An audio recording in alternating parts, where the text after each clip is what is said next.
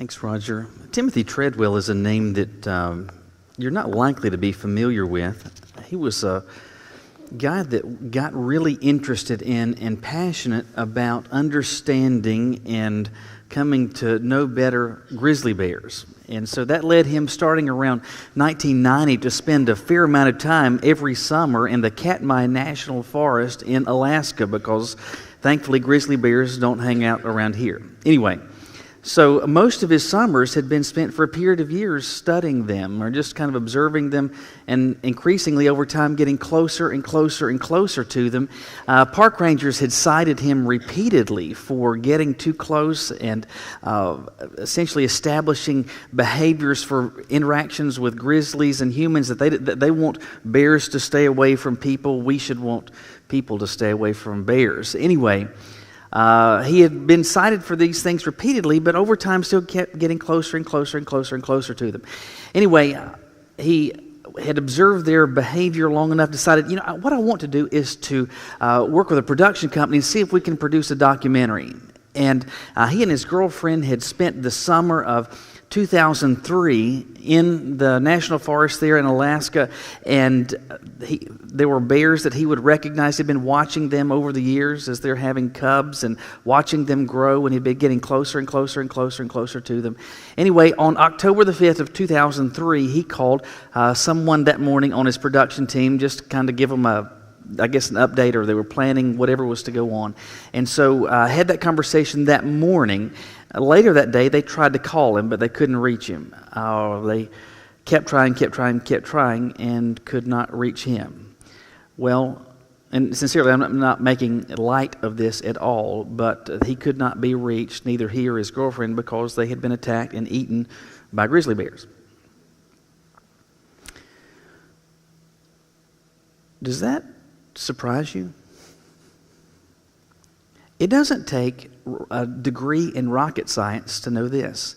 If you hang out with grizzly bears long enough, they will eat you. Especially if you stay, and like once it got to October, typically they would get away from them at that point because they're working towards hibernation. They get more aggressive, more territorial.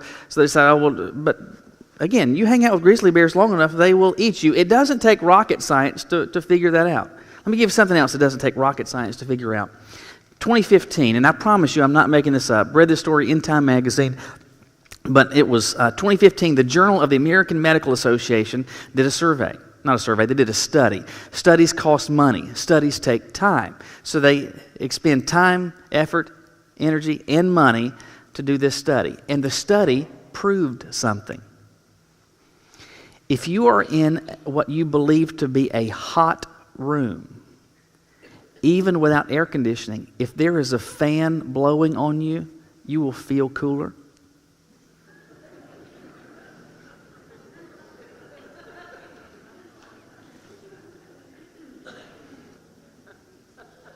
Who'd have thunk it?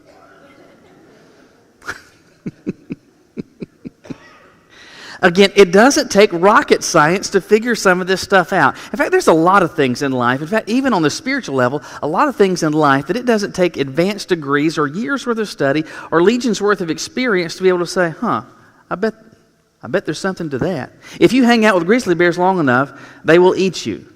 If you turn a fan on, you will feel cooler. It doesn't take rocket science to figure that out. Now, we've been in a series of messages that I've been calling In the First Degree. And the goal of this is to not simply lead us to think about, but hopefully get us who are followers of Jesus to be consistently operating in intentionally Christian ways. So that it's not just where we spend our time on a Sunday morning, seated in the pew of a sanctuary at Gate City where we look kind of Christian, but on Tuesday afternoon and Thursday night and Saturday morning, that we are operating consistently, making choices in life that bear out the fact that we are followers of Jesus. If that is your goal, if that is our collective goal, there's something that it doesn't take rocket science to figure out. Here it is. If you want to be intentionally operating in Christian ways, we got to figure out how to put the brakes on this sin stuff, right? I mean, if you are going to operate, again, consistently, albeit imperfectly, but consistently, intentionally Christian ways, then you and I have to get sin under control in our lives. We can't keep our foot on the gas of sinning and still be consistently operating like people who are followers of Jesus. So how in the world can we get our foot off the gas and get it on the brake? Well, it doesn't take rocket science, but Jesus has given us some truths that I believe if we pay attention to them, it's going to really help us on that front. Look with me in your Bibles today to Matthew chapter 5. Matthew chapter 5. If you hear that, it's likely you may say, I kind of know where that is. Not just with respect to your Bible, but you may know what's going on at this point in Matthew's gospel. This is an unusual passage because this contains for us a sermon that Jesus preached. We know it as the Sermon on the Mount. And we don't know a ton about what was going on except for the fact that there was a large number of people who were gathered, and Jesus doesn't waste opportunities, and he seized this opportunity to impart truth to people. And Matthew 5, 6, and 7, those whole 3 chapters comprise what we know as the Sermon on the Mount. And Jesus deals with a varied number of subjects that cover a whole wide-ranging perspective of living. But I want you to look with me in verse 27. Jesus says this, "You've heard that it was said, 'Do not commit adultery.' But I tell you, everyone who looks at a woman lustfully has already committed adultery with her in his heart. If your right eye causes you to sin, gouge it out and throw it away.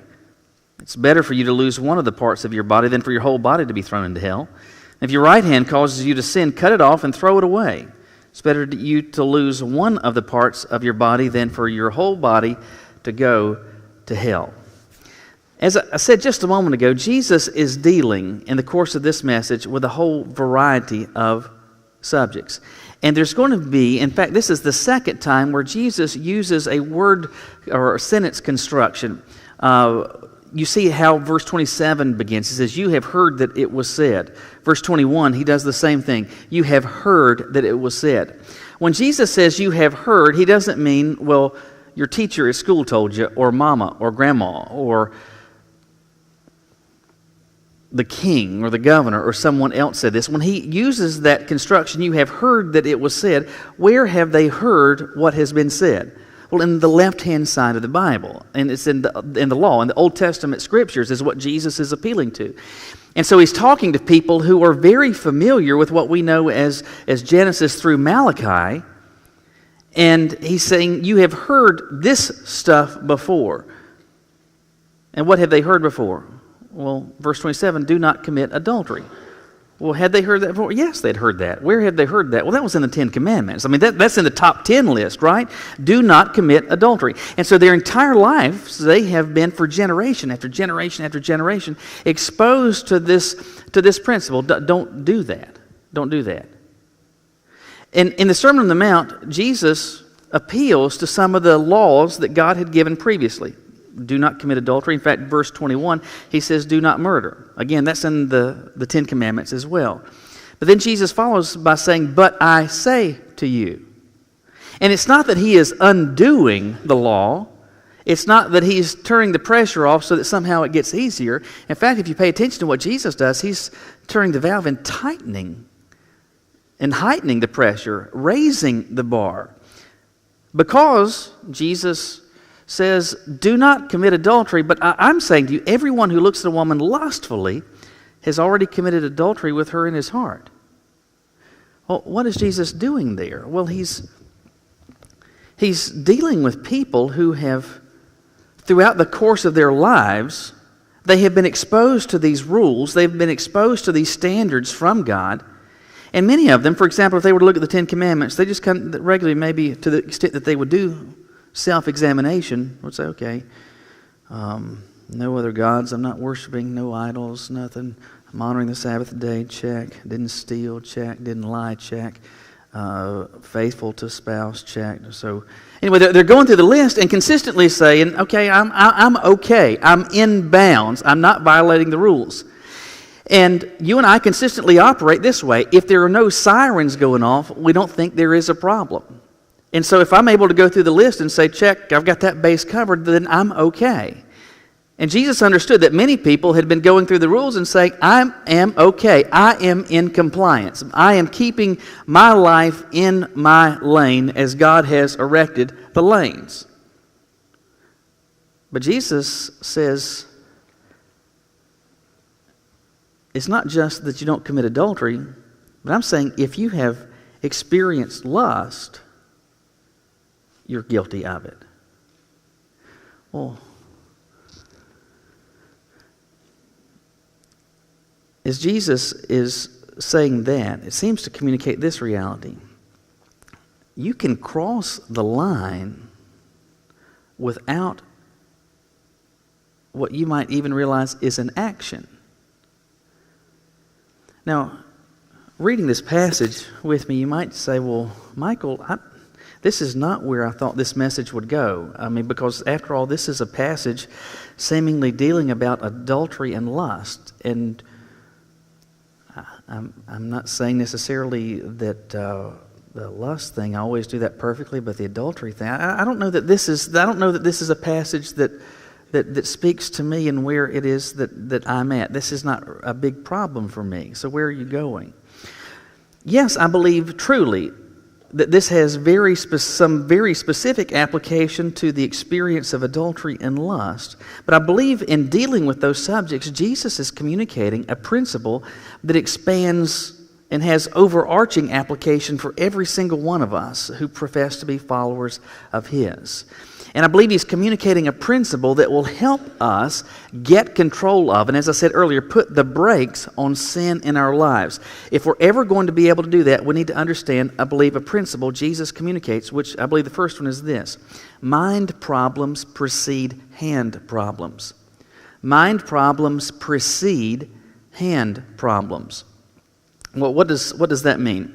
With respect to the specific example that Jesus gives of adultery, I mean, adultery is an act. There's physical action that occurs with that. But Jesus says, you don't have to have done that. You can have just internally experienced this experience of lustful thought, lustful feeling, and in God's eyes, you still violated the rules. You still crossed the lines. Now, He says, everyone who looks at one lustful, they've already committed adultery in their hearts. Well, when Jesus uses the term heart, and you see consistently in the New Testament, heart and mind oftentimes are used almost interchangeably. And He's not obviously talking about the specific muscle in your chest that is pushing blood throughout your body, but He's talking about that where the seat of decision making occurs, on the inside. Before something becomes an action, something that you can do with your hands, Jesus' point is that it begins, first of all, on the inside. And that if you're ever going to get control of the actions, if you're ever going to get control of the external behaviors, you got to get control of the inside first. You got to get control of the decision making. You got to get control of the thought process. After all, mind problems are going to precede hand problems. Let me see if I can explain it this way. In 1988, my parents moved to what is the home where they still live. I was in the 7th grade when we moved there, and that was our first experience with a homeowners association. Some of you are part of neighborhoods or communities that have homeowners associations. Now, this particular is a mandatory one, so that if you buy a home in there, you have to pay the monthly dues, and there's some common areas. There's a pool there. There's a lake. There's some trails and that kind of thing. And so some stuff that needs to be taken care of. And homeowners dues pay to make sure that that's taken care of. Beyond the common areas and some of the perks that you get from living in that neighborhood, there's some restrictions that come with that. So, for example, in their neighborhood, if you want a fence, you can have a fence so long as it is a split rail fence. Do you want a chain link fence? No, you can't have that. Do you want one of those white vinyl fences? No, well, you can't have that. The split rail is what you can have. You can attach some metal to it, but no, you can't have a different type of fence. Well, what if you want a shed in your backyard? You can have a shed, but you just can't go get one and have it brought in, or you just can't have one, just someone come and build one in your backyard. You have to submit a proposal to the board, and the board has to say whether you can do that or not. You want to put an addition onto your room or onto your home. If you want to add a bedroom, add a den, add something to your house. You want to build a garage or add another garage. So you can do that, but you got to submit the plans, and the board has to approve whether or not you can do that. Now, I realize there's a double-edged sword with all this HOA stuff and all these rules because it protects the community. It can protect some bad stuff going on, but still there's a sense in which it feels a little kind of Soviet Union-like, doesn't it? Because there's a part of me that says, you know what? It's not the neighborhood's name that's on this deed. It's my name that's on this deed. This is my property. This is my yard. If I want a shed or 10 sheds, I can have sheds. If I want to talking about building a wall, I can build a wall in my backyard if I want to. It's my yard. And so there's a sense in which you recoil against that. Who are they to tell me? Because it's like they have control over me. I don't like that. They get to tell me what I can do in my space. I'll be honest with you, I think sincerely too many times we operate as though our minds are part of an HOA. Almost as if we don't get say-so as to what occurs in here. That the thought comes in and it's there, I have to think about it. I mean, but the commercial that I'm watching put that thought in my mind. The website that I'm looking at put that image in my mind. The conversation I'm having with that person put that thought in my mind. The social media page that I'm looking at, the chat dialogue that's occurring, put those thoughts in my mind. And so it's like I can't do anything about it. Listen, your mind is not an HOA. You have control over what goes on the inside. And if you want to get control ever as to what's going to occur on the outside, you have to understand that mind problems precede hand problems. And you and I will never, ever, ever, ever, as followers of Jesus, consistently live like followers of Jesus until we understand that. Jesus is trying to communicate that you'll get into trouble long before it becomes an action, so get it under control in here. And so if you're a follower of Jesus, you have the Holy Spirit of God indwelling you. And one of the purposes and one of the great tasks and functions that the Holy Spirit does is to raise the red flag and let you know this is a problem. And my encouragement for you today, my encouragement for you this week is to say, Lord, will you help me to pay attention to the red flags you are prompting, that you're raising in my life, so that as I see this, as I hear this, that you show me, wait a minute, I need to change the channel. Help me, Lord, to begin to intentionally think about some different things, because at the end of the day, I get control and I have control of what I think about. You have control over what you think about. You want to get control of actions? You get control of what's going on the inside. After all, mind problems precede hand problems. But Jesus continues the thought, and he uses some unusually strong statements. He says, if your right eye causes you to sin, gouge it out and throw it away. If your right hand causes you to sin, cut it off and throw it away. Again, I can do this because I've got 2 trash cans now, right?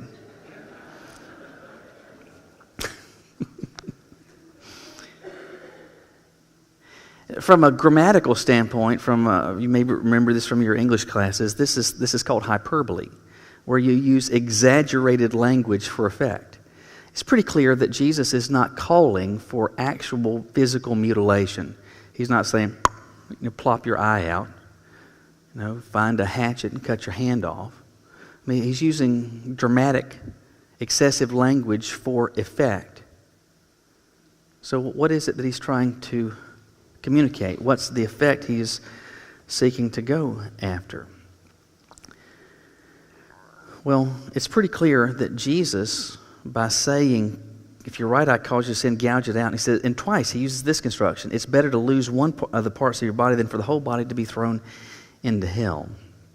It's pretty clear that Jesus is communicating the enormously, the egregiously high cost and the profound danger of sin. Adultery, yes. Lust, yes, but insert anything else into those categories. Jesus is seeking to communicate the enormously significant and profound danger of sin, that it will bring about irreparable damage. It will bring about irreparable harm, that ultimately, what does it do? He says it will lead you to eternal separation from God. It will lead you to hell. In fact, Jesus is communicating that it is so dangerous, it is potentially so devastating, that you need to undertake, and I need to undertake, any means necessary to make sure that I separate myself from this because of the enormous damage it can cause. Jesus, I believe, is trying to express that you need to be willing to pay any price, to sacrifice any cost to avoid it. Put another way, this is the principle I would, at least in my words, that I believe Jesus is seeking to communicate, and that is this. You cannot be hurt by what is not present. You and I cannot be hurt by what is not present. What does that mean? This is an important theological reality, but it's a simple reality. That sin is really, really bad. And too many times we forget that very simple thought of just about how bad sin is. Sin is bad, among other reasons, because of what it does. It destroys stuff. Sin will destroy relationships between a husband and a wife. Sin will destroy relationships between parent and child. Sin will destroy relationships between those in a church, those in a workplace, those in a community, those in a nation. Sin destroys relationships. Sin and sinful habits that it can produce can result in real and physical damage to our bodies. Sin can bring about your early exit from this world. Sin can destroy character. Sin can destroy reputations. That which has been built over decades worth of living in good choices and right choices, single acts of sin can effectively bring about an implosion of all of that.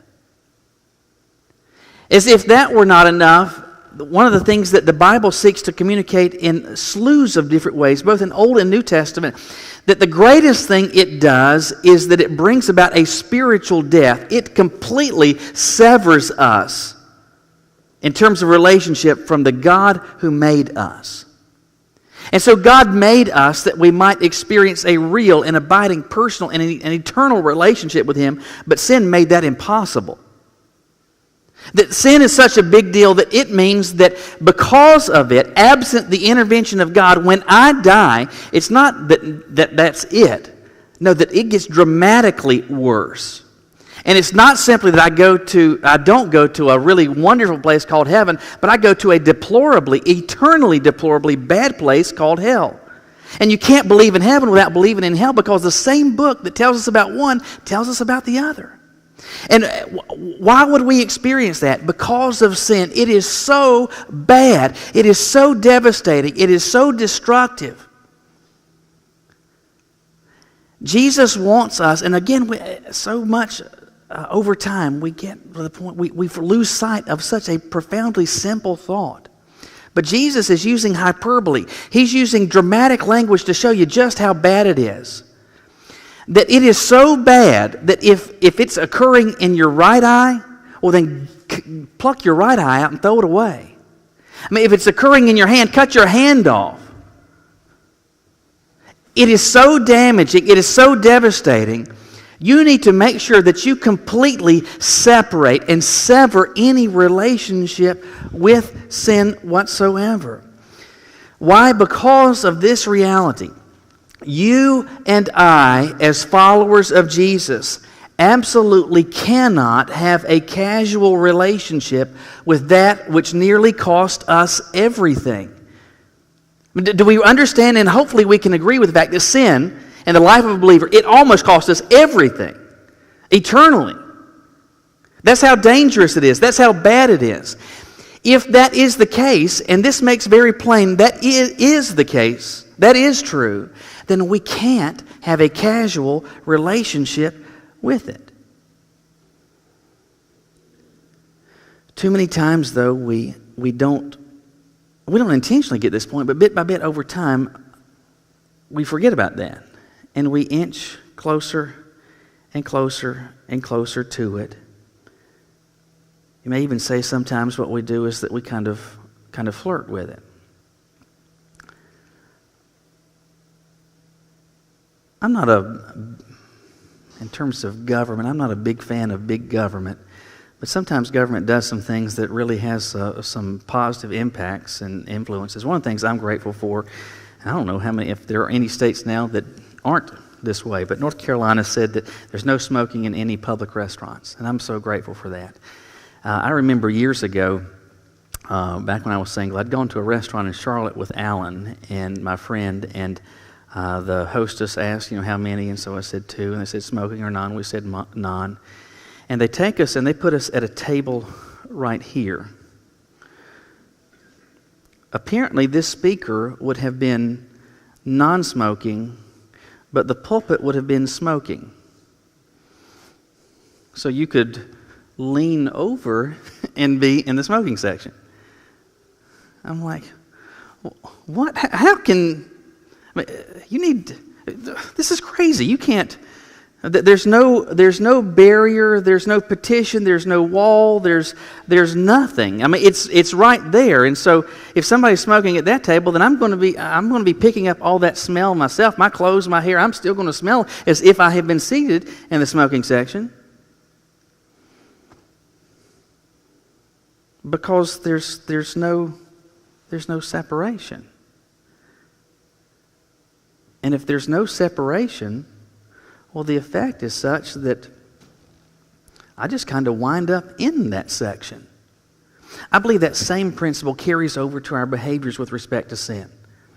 And unless and until we separate and sever and create actual separation, but too many times we just get so close to it. We kind of flirt with it. We stay too much in the vicinity of it. And with sin, when there is no separation, when we have a casual relationship with it, when we stay in proximity to it, when we flirt with it, we are setting ourselves up for failure. And it's not a matter of if, it's a matter of when.